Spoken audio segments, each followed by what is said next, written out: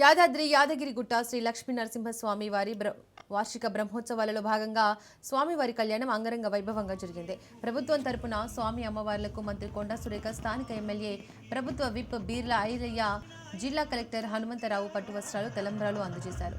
స్వామివారి కళ్యాణం చూసేందుకు భక్తులు భారీగా తరలించారు.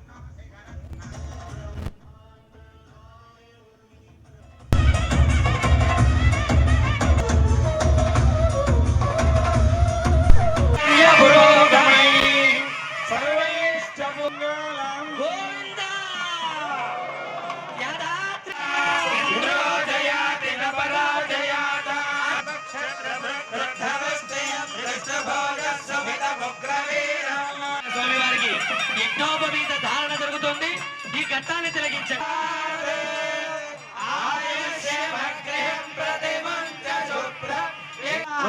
గుహాంతరవాస నారసింహస్వామి గోవింద,